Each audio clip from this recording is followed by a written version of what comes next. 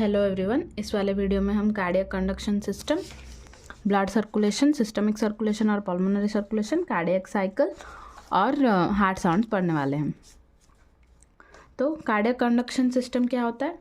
Cardiac conduction system generates and distributes electrical impulse over the heart to stimulate the cardiac muscle causing coordinated and rhythmic contraction. मतलब cardiac conduction system क्या करता है? Generate करता है और distribute करता है इलेक्ट्रिकल इम्पल्स जनरेट और डिस्ट्रीब्यूट करता है over the heart to stimulate the cardiac muscle causing coordinated and rhythmic contraction cause करने के लिए जो इलेक्ट्रिकल इम्पल्स क्रिएट होते हैं वो कार्डियक कंडक्शन सिस्टम का काम है। वो कार्डियक मसल को स्टिमुलेट करके कॉन्ट्रैक्शन करते हैं। ऑटोरिदमिसिटी मतलब क्या? ये कॉन्ट्रैक्ट करने के लिए हार्ट खुद ही रेस्पॉन्सिबल होता है, खुद का कॉन्ट्रैक्शन खुद ही करता है और कोई हेल्प नहीं करता। Source of the electrical activity is a network of specialised cardiac muscle fibres called autorhythmic fibres. ये जो इलेक्ट्रिकल एक्टिविटी होने के लिए जो सोर्स चाहिए, ये एक network of specialised cardiac muscle, ये एक कार्डियक मसल फाइबर है called autorhythmic fibres. Autorhythmic fibres की वजह से ये इलेक्ट्रिकल इम्पल्स क्रिएट होते हैं। ये ऑटोरिदमिक फाइबर्स क्या होते हैं? Neuromuscular cells in cardiac muscle में जो न्यूरोमस्कुलर सेल्स होते हैं वो होते हैं ऑटोरिदमिक फाइबर्स। ऑटोरिदमिक फाइबर्स के वजह से इलेक्ट्रिकल इम्पल्सेस क्रिएट होते हैं और हार्ट में चारों ओर डिस्ट्रीब्यूट होते हैं। ये जो कार्डियक मसल फाइबर्स होते हैं ये 1% ऑफ द मसल फाइबर्स के 1% होते हैं कार्डियक मसल फाइबर्स। ये ऑटोरिदमिक फाइबर्स होते हैं। Neuromuscular cells in cardiac muscle में न्यूरोमस्कुलर सेल्स जो होते हैं वो होते हैं ऑटोरिदमिक फाइबर्स। उसके वजह से इम्पल्सेस जनरेट और डिस्ट्रीब्यूट होते हैं। तो कैसे होते हैं? पहले कार्डियक इम्पल्सेस जो क्रिएट होता है passes through cardiac conduction system to sinoarterial node में जाता है। पहले कार्डियक इम्पल्सेस क्रिएट होकर साइनोआर्टेरियल नोड में जाता है। वो साइनोआर्टेरियल नोड क्या होता है? Pacemaker of the heart. ये pacemaker of the heart initiate the impulse rapidly causes arterial contraction. Pacemaker of the heart है ये। साइनोआर्टेरियल नोड को क्या बोलते हैं? Pacemaker of the heart. Initiate the impulse, ये ही impulse को इनिशिएट करता है। कॉजेस आर्टेरियल कॉन्ट्रैक्शन, ये कॉज करता है आर्टेरियल कॉन्ट्रैक्शन। साइनोआर्टेरियल नोड कहाँ पे प्रेजेंट है? यहाँ पे साइनोआर्टेरियल नोड प्रेजेंट है। ये क्या करता है? Pacemaker of the heart ये इनिशिएट करता है, इम्पल्स को इनिशिएट करता है। ये कहाँ पे प्रेजेंट है? राइट एट्रियम में प्रेजेंट है। राइट एट्रियम में ये यहाँ से इनिशिएट करता है इम्पल्सेस को। उसके बाद कहाँ पे जाता है? Atrioventricular node. ये जाता है एट्रियोवेंट्रिकुलर नोड में। ये क्या है? एट्रियोवेंट्रिकुलर नोड एक सेकेंडरी पेसमेकर है। ये प्राइमरी पेसमेकर था। ये अगर वर्क ना करे तो ये सेकेंडरी पेसमेकर वर्क करता है। Generate impulse at a slower rate only if the SA node is not functioning. अगर एसए नोड फंक्शन नहीं कर रहा है तो सेकेंडरी पेसमेकर जनरेट इम्पल्सेस। लेकिन ये क्या करता है? एट ए स्लोअर रेट, ये एसए नोड से स्लोअर रेट से इम्पल्सेस को क्रिएट करता है। ये होता है एवी नोड। ये होता है एसए नोड से AV node. SA node primary pacemaker है और ये सेकेंडरी। अगर एसए नोड वर्क नहीं कर रहा है तो ये एवी नोड वर्क करता है। उसके बाद इम्पल्सेस कहाँ जाते हैं? Bundle of His, only site where impulses conducted from artery to the ventricles. उसके बाद बंडल ऑफ हिस होता है। ये यहाँ पे है बंडल ऑफ हिस। ये क्या करता है? Only site where impulses conducted from arteria to the ventricle. Arteria से वेंट्रिकल जाने के लिए ये एक ही साइट है। बंडल ऑफ हिस एक ही साइट है। ये क्या है? फाइबर्स होते हैं। बंडल ऑफ हिस में क्या होता है? फाइबर्स होते हैं। फाइबर्स जनरली इंसुलेटर होते हैं, मतलब कंडक्ट नहीं करते इलेक्ट्रिकल इम्पल्सेस। लेकिन यहीं पे ये ओनली साइट वेयर इम्पल्सेस ये जो बंडल ऑफ हिस है यहीं पे ही इम्पल्सेस कंडक्ट होते हैं आर्टेरिया से वेंट्रिकल को। उसके बाद क्या होता है? Right bundle of his and left bundle of his distribute the impulse over the ventricle. Right और लेफ्ट में डिवाइड हो जाते हैं। ठीक है, राइट और लेफ्ट में राइट बंडल ऑफ हिस और लेफ्ट बंडल ऑफ हिस में डिवाइड होकर distribute the impulse over the ventricle. ये वेंट्रिकल में इम्पल्स को डिस्ट्रीब्यूट करते हैं। उसके बाद क्या होता है, पुरकिंजी fibres causes contraction of the ventricles which push the blood into pulmonary artery and aorta. ये जो होते हैं छोटे छोटे से, उसे बोलते हैं पुरकिंजी फाइबर्स। छोटे छोटे से होते हैं, उसे बोलते हैं पुरकिंजी फाइबर्स। ये क्या करते हैं, causes contraction of the ventricles, ventricles को कॉन्ट्रैक्ट करने में हेल्प करता है, which push the blood into pulmonary artery and aorta, जो कि पल्मोनरी आर्टरी और एओर्टा को ब्लड पुश करने के लिए मदद करता है। एओर्टा किस में होता है, लेफ्ट वेंट्रिकल से एओर्टा जाता है और राइट वेंट्रिकल से पल्मोनरी आर्टरी, तो उन दोनों में ब्लड जाने के लिए ये पुरकिंजी फाइबर्स मदद करते हैं। तो समझ में आया, ये होता है एसए नोड। उसके बाद इम्पल्सेस जाते हैं एवी नोड में, एवी नोड से जाते हैं बंडल ऑफ हीस में, बंडल ऑफ हीस से वो डिवाइड होता है राइट बंडल ऑफ हीस और लेफ्ट बंडल ऑफ हीस। उसके बाद पुरकिंजी फाइबर्स, पुरकिंजी फाइबर्स हेल्प करता है कॉन्ट्रैक्शन करने के लिए। उसके बाद हम पढ़ेंगे ब्लड सर्कुलेशन। ब्लड सर्कुलेशन क्या होता है, ब्लड सर्कुलेशन दो टाइप में होते हैं बॉडी में, सिस्टमिक सर्कुलेशन और पल्मोनरी सर्कुलेशन। सिस्टमिक सर्कुलेशन क्या होता है, it includes the pathway through out the body and different parts. ये जो पाथवे है इसका पूरा बॉडी और बॉडी पार्ट्स में होता है। ये इसका काम क्या है, oxygenated blood pumped into the aorta that carries blood to the body parts from left ventricle. जो एओर्टा से ऑक्सीजनेटेड ब्लड निकला है, हमने देखा था ना, एओर्टा से ऑक्सीजनेटेड ब्लड जाता है लेफ्ट वेंट्रिकल में, जो ऑक्सीजनेटेड होता है वो एओर्टा के थ्रू सारे बॉडी पार्ट्स में जाता है। तो इसका काम क्या है, ऑक्सीजनेटेड ब्लड को सारे बॉडी पार्ट्स में पहुंचाना, लेफ्ट वेंट्रिकल से जाके सारे बॉडी पार्ट्स में पहुंचाने का काम होता है सिस्टमिक सर्कुलेशन का। एओर्टा क्या करता है, दो पार्ट में डिवाइड है, थोरेसिक एओर्टा और एब्डोमिनल एओर्टा। थोरेसिक एओर्टा में टू टाइप्स है, ascending aorta, arch of aorta, descending aorta.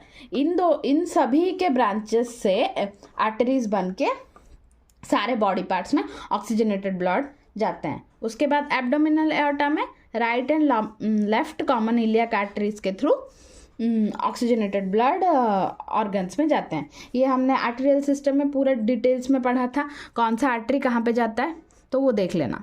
उसके बाद deoxygenated blood is return to the right atrium through superior and inferior vena cava. ये systemic circulation मतलब क्या, पूरे body parts में oxygenated blood पहुंचाना और डीऑक्सीजनेटेड ब्लड लेके आना, यही है सिस्टमिक सर्कुलेशन। पूरे बॉडी पार्ट्स में ऑक्सीजनेटेड सप्लाई करना और डीऑक्सीजनेटेड लेके आना। तो ये इस वाले में तो एओर्टा के थ्रू सारे बॉडी पार्ट्स में ऑक्सीजनेटेड ब्लड गए। ये और एक क्या होता है, deoxygenated blood is return to the right atrium through superior and inferior vena cava. Superior vena cava और इन्फीरियर वेना कावा के थ्रू ऑक्सीजनेटेड ब्लड आता है राइट एट्रियम में।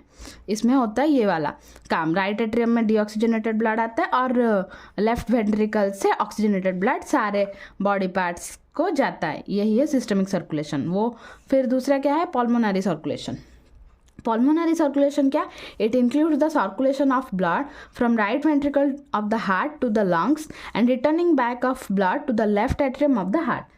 तो इस पल्मोनरी सर्कुलेशन क्या है, जो जाता है राइट वेंट्रिकल से, ये जाता है लंग्स में, राइट वेंट्रिकल से वो पल्मोनरी आर्टरी के थ्रू जाता है, कहाँ पे, लंग्स में जाता है, लंग्स को जाता है पल्मोनरी आर्टरी के थ्रू, जो लंग्स को जाता है और लंग्स में ऑक्सीजनेटेड ब्लड कन्वर्ट होके ऑक्सीजनेटेड ब्लड होता है, ऑक्सीजनेटेड ब्लड फिर से पल्मोनरी वेन्स के थ्रू लेफ्ट एट्रियम में आता है। पल्मोनरी वेन्स से जो पल्मोनरी वेन्स के थ्रू लेफ्ट एट्रियम में आता है। ये पूरा प्रोसेस होता है पल्मोनरी सर्कुलेशन। पल्मोनरी सर्कुलेशन में क्या होता है, पहले राइट वेंट्रिकल, ये है right ventricle, deoxygenated blood right ventricle से डीऑक्सीजनेटेड ब्लड जाता है पल्मोनरी आर्टरीज के थ्रू। ये दो पल्मोनरी आर्टरीज है, टू पल्मोनरी आर्टरीज के थ्रू जाता है पल्मोनरी कैपिलरीज में, पल्मोनरी आर्टरी के थ्रू जाता है पल्मोनरी कैपिलरीज में, पल्मोनरी कैपिलरीज से जाता है lungs, pulmonary capillaries, pulmonary artery के बाद पल्मोनरी कैपिलरीज होके लंग्स में जाता है। लंग्स में क्या होता है, ऑक्सीजनेशन हो जाता है, ऑक्सीजनेशन ऑफ ब्लड होता है। उसके बाद ऑक्सीजनेशन होने के बाद फिर से ये लौट के आता है लंग्स से, लंग्स से लौट के आने के वक्त वो पहले जाता है पल्मोनरी कैपिलरीज में, पल्मोनरी कैपिलरीज के बाद जाता है पल्मोनरी वेन, ये जो होता है पल्मोनरी वेन्स के बाद वो आता है पल्मोनरी वेन्यूल्स, कैपिलरीज के बाद जाता है वेन्यूल्स में, वेन्यूल्स के बाद जाता है 4 पल्मोनरी वेन्स में, वेन्स के बाद वो आता है लेफ्ट एट्रियम में, वेन्स के थ्रू आता है लेफ्ट एट्रियम में, लेफ्ट एट्रियम से फिर लेफ्ट वेंट्रिकल। ये जो लंग्स को जाता है और लंग्स से ऑक्सीजनेटेड ब्लड लेके आता है वो होता है पल्मोनरी सर्कुलेशन। सिस्टमिक सर्कुलेशन मतलब ऑक्सीजनेटेड ब्लड जो पूरे बॉडी पार्ट में जाते हैं और डीऑक्सीजनेटेड ब्लड जो लेके आते हैं वो होता है सिस्टमिक सर्कुलेशन। और पल्मोनरी सर्कुलेशन मतलब होता है जो हार्ट से डीऑक्सीजनेटेड ब्लड उसका राइट वेंट्रिकल से जो लंग्स को जाता है और लंग्स से जो ऑक्सीजनेटेड ब्लड लेफ्ट एट्रियम में आता है वो प्रोसेस होता है पल्मोनरी सर्कुलेशन। उसके बाद हम देखेंगे कार्डियक साइकिल। तो कार्डियक साइकिल क्या होता है? Defined as the coordinated events that take place during every heart beat. Every heart beat में जो जो इवेंट्स होता है वो होता है कार्डियक साइकिल। पूरा हार्ट बीट करने के लिए जो जो इवेंट्स होते हैं वो उसे बोलते हैं cardiac cycle. Period of contraction is called systole. जो कॉन्ट्रैक्शन पीरियड होता है उसे बोलते हैं सिस्टोल। और period of relaxation is termed as diastole. जो रिलैक्सेशन पीरियड को बोलते हैं diastole. Duration of each cardiac cycle is 0.8 second. हर कार्डियक साइकिल का ड्यूरेशन होता है 0.8 second. Stages of cardiac cycle. Cardiac cycle के 3 स्टेजेस होते हैं, arterial systole, ventricular systole, complete cardiac diastole. तो आर्टेरियल सिस्टोल क्या होता है? वो 0.1 सेकेंड का होता है। Arteria contracts and exerts pressure on the blood present with in the arteria. तो क्या होता है? आर्टेरिया कॉन्ट्रैक्ट होता है। आर्टेरिया मतलब ये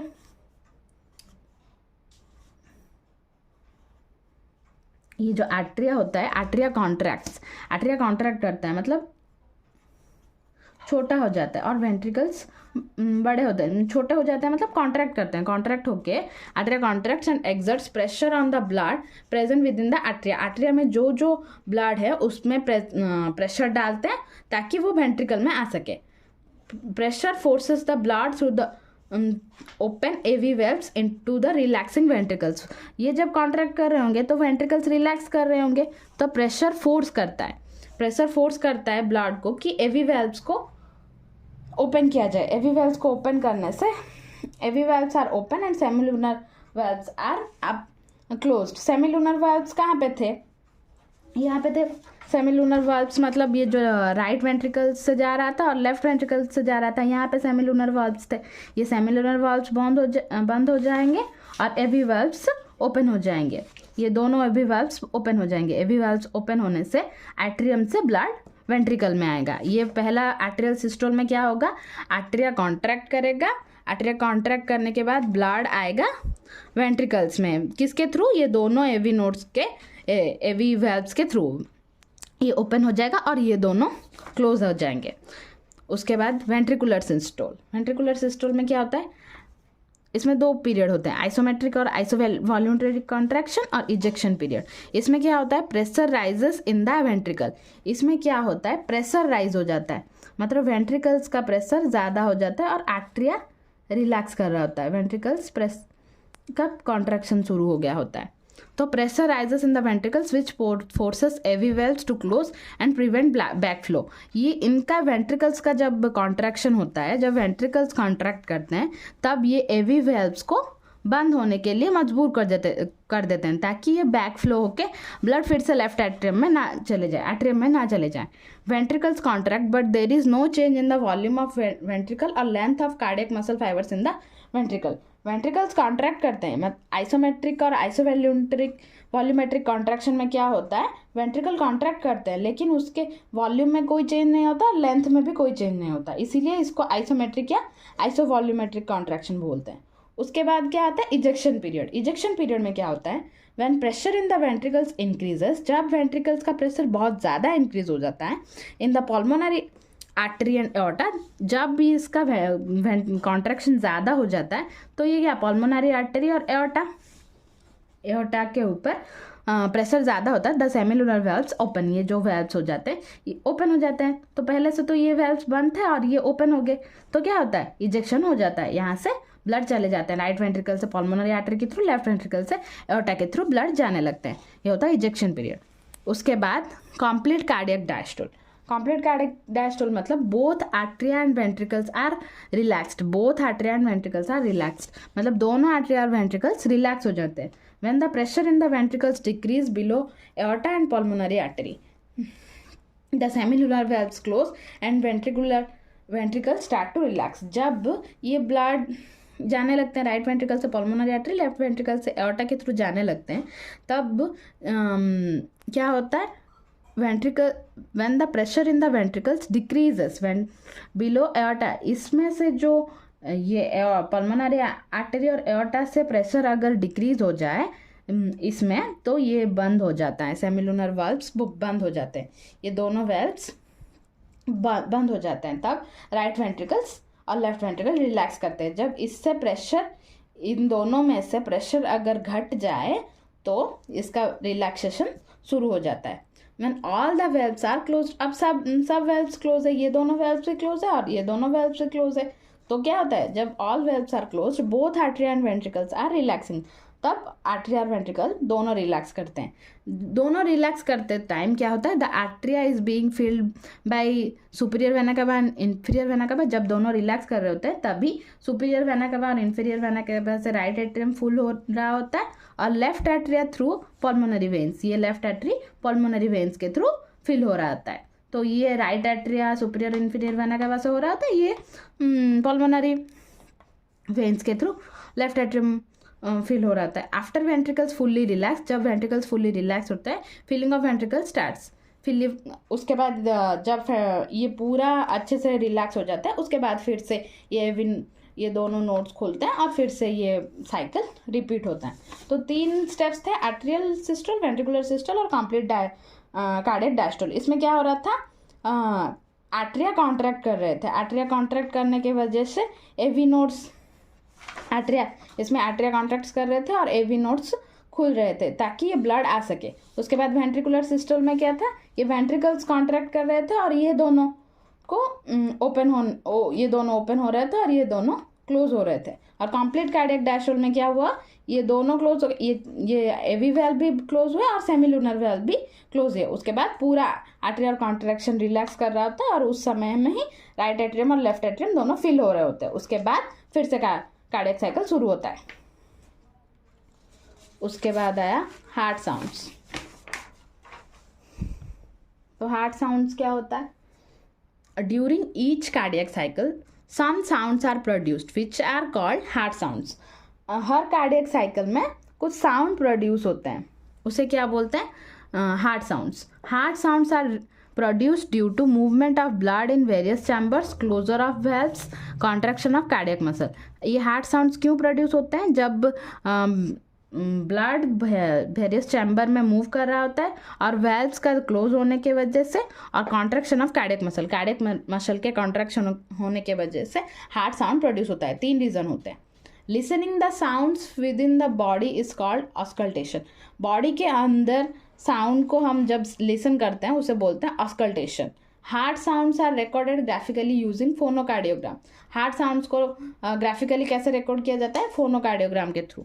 ऑस्कल्टेशन किसको बोलते हैं, listening the sounds with in the body, और फोनोकार्डियोग्राम के थ्रू हार्ट साउंड को रिकॉर्ड किया जाता है। तो हार्ट साउंड 4 होते हैं, first, second, third, fourth. First sound क्यों होता है, beginning of ventricular systole. Ventricular systole जब बिगिन होता है तब फर्स्ट साउंड प्रोड्यूस होता है। उसका कॉज क्या है, closure of both AV valves. Ventricular systole के टाइम पे क्या होता है, एवी वेल्व्स बंद होते हैं, इसी की वजह से साउंड क्रिएट होता है। लाउडर एंड लॉन्गर, ये साउंड लाउडर और लॉन्गर है, रिजम्बल्स द वर्ड लब। इस साउंड का ये लब साउंड रिजम्बल करता है। उसके बाद सेकेंड हार्ट साउंड में क्या होता है, बिगिनिंग ऑफ वेंट्रिकुलर डायस्टोल। जब वेंट्रिकुलर डायस्टोल शुरू होता है, closure of both semilunar valves, जब दोनों सेमिलुनर वाल्व्स बंद होते हैं तब ये साउंड प्रोड्यूस होता है। ये शॉर्टर एंड सॉफ्टर होता है, ये साउंड शॉर्टर और सॉफ्टर है, रिजेंबल्स द वर्ड डब। यहाँ पे लब साउंड होता है फर्स्ट में और सेकंड में डब साउंड होता है। ये सेमिलुनर वाल्व्स के बंद होने से, ये एवी वाल्व्स के बंद होने से। ये वेंट्रिकुलर सिस्टोल के टाइम, ये वेंट्रिकुलर डायस्टोल के टाइम। तो थर्ड, रैपिड वेंट्रिकुलर फीलिंग। जब रैपिडली वेंट्रिकुलर फीलिंग होता है तब ये साउंड प्रोड्यूस होता है। Rushing of blood into the ventricles. ये साउंड क्यों कॉज होता है, जब ब्लड वेंट्रिकल्स में स्पीड में जाते हैं तो हार्ट हियर्ड बाय माइक्रोफोन, ये माइक्रोफोन के थ्रू ही हियर किया जा सकता है, बाकी नहीं, नॉर्मली नहीं सुनाई देता। दो साउंड ही सुनाई देते हैं, फर्स्ट और सेकंड साउंड। उसके बाद फोर्थ लब और डॉप साउंड ही सुनाई देता है। फोर्थ साउंड क्या होता है? Arterial contraction. आर्टेरियल जब कॉन्ट्रैक्ट करता है तब ये साउंड होता है, contraction of arterial muscle. Arterial muscle के कॉन्ट्रैक्शन होने से ये फोर्थ साउंड क्रिएट होता है। ये क्या होता है? इनऑडिबल, ये सुनाई नहीं देता। रिकॉर्डेड बाय फोनोकार्डियोग्राम, सिर्फ फोनोकार्डियोग्राम में ही रिकॉर्ड किया जा सकता है, नहीं तो ये सुनाई नहीं देता। उसके बाद electrocardiograph is the instrument use to record the electrical activities. Electrical activities को रिकॉर्ड करने के लिए इलेक्ट्रोकार्डियोग्राफ एक इंस्ट्रूमेंट को यूज किया जाता है। उसके बाद स्ट्रोक वॉल्यूम क्यों होता है? It is the volume of blood ejected out by each ventricle during each beat. Each beat में ईच वेंट्रिकल से जो ब्लड वॉल्यूम इजेक्ट होता है उसे बोलते हैं स्ट्रोक वॉल्यूम। हार्ट रेट क्या होता है? Normal heart rate is 72 beat per minute. Normal heart rate है 72 beat per minute. It show variation, ये वेरिएशन शो करता है कब? जब हम अपराइट पोजिशन में होते हैं तो इस हार्ट रेट इंक्रीज होता है, रैदर देन लाइंग। हम जब लेटे हुए होते हैं उससे ज़्यादा हार्ट रेट हम जब खड़े हुए होते हैं, अपराइट पोजिशन में होते हैं, तब दिखाई देता है। उसके बाद एक्सरसाइज में तो हार्ट रेट इंक्रीज होता है, एंग्जाइटी में भी इंक्रीज होता है, और जेंडर, वुमेन में थोड़ा हार्ट रेट ज़्यादा होता है। उसके बाद एज में क्या होता है? बेबीज में ज़्यादा होता है 120 बीट पर मिनट। और टेम्परेचर के थ्रू हार्ट रेट वेरिएट करता है। तो थैंक यू एवरीवन।